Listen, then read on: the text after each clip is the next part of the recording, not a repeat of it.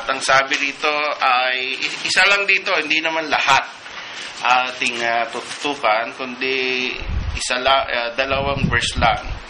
Sabi kasi dito, sa verse 7, Proverbs 9:7, He that reproveth a scorner getteth to himself shame, and he that rebuketh a wicked man getteth himself a blot. Reprove not a scorner, lest he hate thee. Rebuke a wise man, and he will love thee. Give instruction to a wise man, and he will be yet wiser. Teach a just man, and he will increase in learning. So, meron po sinasabi rito na 4 na words. No? Reprove, correction, rebuke, instruction.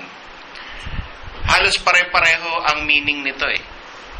Pero kung i-rate natin sa tindi ng dating sa tao, yung rebuke, yun yung pinaka-maanghang. Kumbaga, yun yung pinaka-matindi. At yun yung pinaka-sharp. No? Pagka-rebuke. Pag nire-rebuke ka, kahit si Satanas nire-rebuke ng mga anghel. Diba? Sabi ng mga anghel, the Lord rebuke thee. So, he is being rebuked. So, rebuke the devil. And that is used. At kahit si Peter nirebuke ng Panginoon, sabi niya, get thee behind me, Satan. Tinawag niya Satan si Peter. Napakatinding rebuke yun. Masakit sa tenga. At parang siguro malaglag-laglag na yung buong katawan ni Pedro na maglupasay ka pag ginanong ka ng pinakamamahal mong Panginoon. Na gusto mo lang naman siyang ipagtanggol. Tapos yun ang babalik sa'yo. So, ganyan ang rebuke.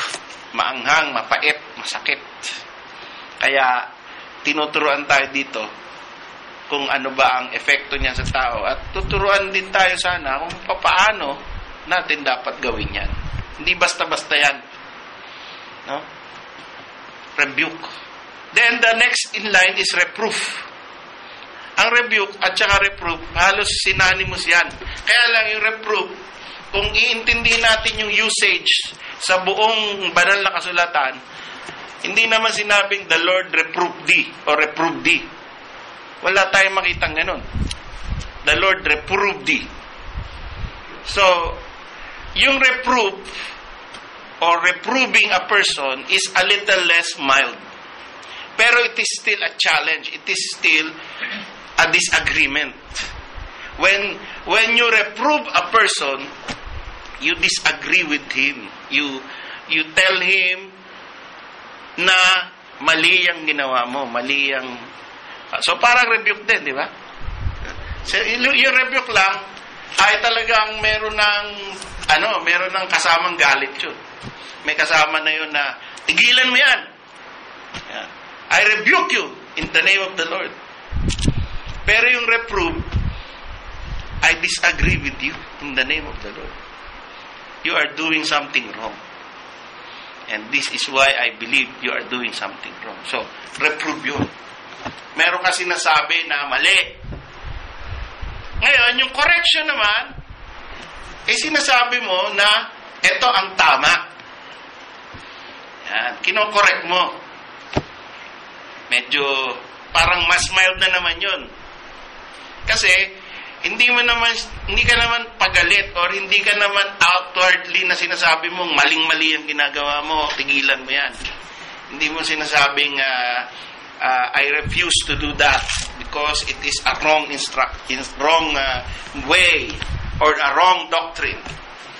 Kundi kino-correct mo. May sinasabi ka na meron ka ring punto sana.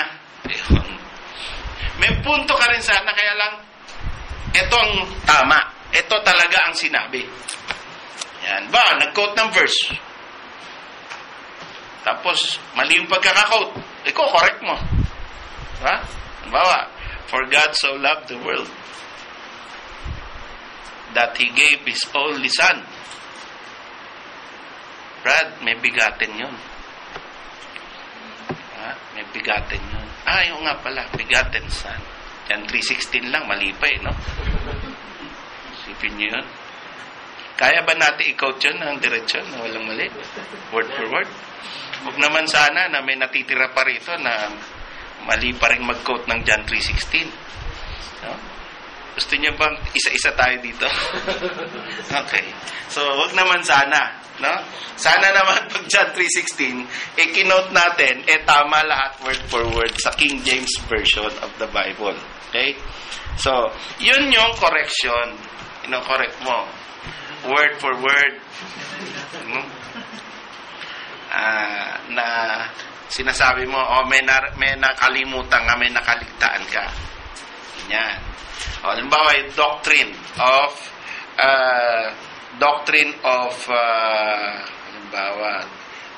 of justification. Yan. Ano ba ang nauuna? Yung quickening o yung faith? Yan. Merong mga malalalim na. So pagka halimbawa, I prayed and therefore nakita ng Panginoon yung sincerity ko, kaya niligtas niya ako, iko-correct mo ngayon. Di ba? Iko-correct mo siya. Sabi mo, Brad, hindi nililigtas ang Panginoon. By grace ang kaligtasan, hindi dahil sa sincerity. Ayan. So kinorek mo siya, pero mild. Hindi mo siya ni-rebuke. Hindi mo sinabing, the Lord rebuke thee. Mali yung pena mo. Hindi ganun ka-intense kasi pwede mo naman siya itama nang hindi siya masya-shock. Ngayon, yung instruction, yan yung pinaka-mild sa lahat. Kasi, imbis na sabihin mong mali, imbis na sabihin mong you disagree, tinuro mo na lang basta yung tama. Diba? It takes maturity para yung may nakita kang mali, pero hindi mo sinabing mali, kundi basta na lang itinuro mo yung tama. It takes really maturity. Kanina, bumaba ako doon sa elevator Pagbukas kong ganyan, siyempre, pagpindot mo ganyan, bubukas yung elevator. Nakita ko, wala naman tao, pero lahat nakailaw. Tapos may mga bata na naririnig ko yung mga bata na nandun, tatawanan. Anong mararamdaman nyo pag gano'n? Magre-rebuke ka ba? Magre-reprove ka ba? Magko-correct ka ba? O magkakaroon ka ng instruction? Parang gusto mo bihira naman. Bakit pinindot lahat? Ibig sabihin, pag sumakay ako dito, ihinto ako bawat floor. Kabila. O, yun na ginawa ko. Sinara ko ulit, tinayaan ko, tapos pinaakyat ko yung isa. Yun, wala. So, pero meron something no? Meron ka naramdaman na gusto mong mag-instruction. It takes maturity. Para ang iisipin mo lang, kailangan nitong mga batang ito ng instruction, hindi rebuke. No? Hindi mo iisipin na, sino bang mga magulang nitong mga batang itong mga walang pinag-aralan, mga irresponsable. Yun agad ang nararamdaman mo. So, nakita niyo yung iba-ibang bahagdan ng pagtatama. No? Ngayon, ito, tingnan natin yung verse. Sabi, he that reproveth a scorner getteth to himself shame. And he that rebuketh a wicked man getteth himself a blood. Reprove not a scorner, lest he hate thee. Rebuke a wise man, and he will love thee. Give instruction to a wise man, and he will be yet wiser. Teach a just man, and he will increase in learning. So, ano ang nakikita natin dito? Dito, gumawa ako ng isang mapa, no? Na, kunyari, ba, dito may corner table. Dito merong wise man table. Dito sa corner table, merong tatlong nangyayari pagka ikaw ay nag-rebuke, nag-reprove, nag-instruction, or nag-correction sa isang corner, sa isang wicked man. Ang sabi ni Solomon, ang sabi ng Bible, pagka daw itong corner ay nirebuke mo, anong gagawin niya? He will shame you, number one. No? Sabi, if he that reproveth a scorner getteth to himself shame, papahiyain ka niya. Yun ang gagawin sa'yo. So, be ready. Pagka ikaw ay nakatagpo na hindi mo akalain, is corner pala yun, mapapahiya ka. Ganon din naman, pag pinahiya ka dahil kinorek mo yung isang tao, alam mo na kung sino siya.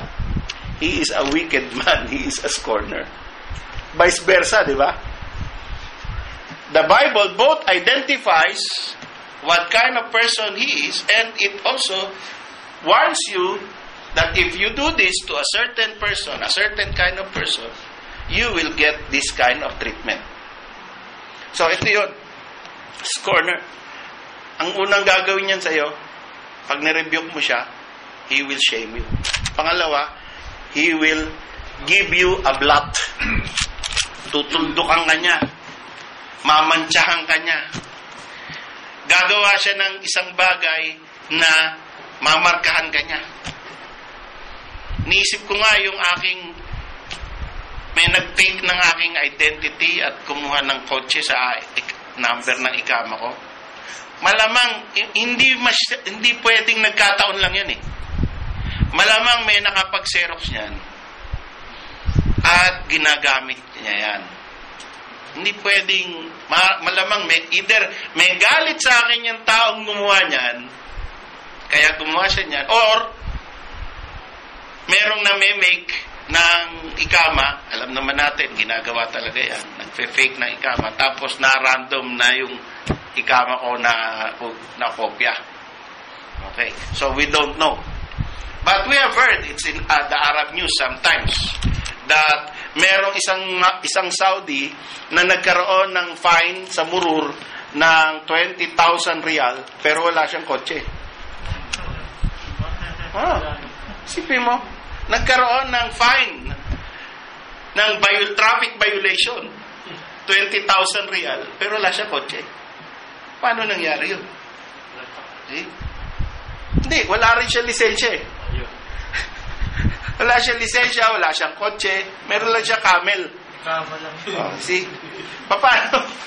Ano yun? Yeah. Okay. He will shame you, he will give you a blot, and he will hate you. Sabi, reprove not a scorner, lest he hate thee. So, mag-ingat ka. Parang yun ang dating sa akin yan. Mag-ingat ka kasi pagka ikaw nakatsamba na ang iyong nireprove, na ang iyong kinokorek ay scorner, kamumuhi ang kanyan.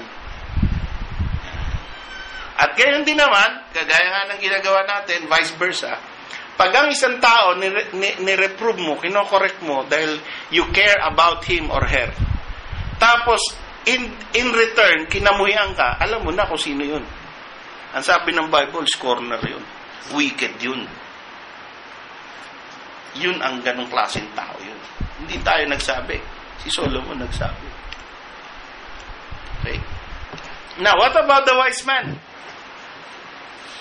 Pagka ikaw daw nag-rebuke ng wise man, anong gagawin niya sa'yo? He will love you. Yan. So, pag may nagyapos sa'yo, Brad, salamat, kinorek mo ako. Anong klaseng tao yon? Wise. So, pagka may nag-correct sa inyo, yapusin nyo. Ha? At kung yan ay biblical na tao, malalaman niya kung sino ka. Napaka-wise na tao nito. Kinorek ko siya, iniyapos pa ako, binigyan pa ako ng chocolate. Siya na nga ang kinorek ko. Hindi ko na nga ito i-correct. Magkaka-diabetes ako sa kaka-correct dito sa tao na to. See? He will love you. Ano pa? If you rebuke, reprove, and correct a just man, he will be wiser. Salamat, brother. Nadagdagan ng kaalaman ko ngayon. Kahapon, kagabi, meron akong kausap na dating daan. Puro. Hindi ba kayo marunong umintindi? Talagang ganun, no? Ayan!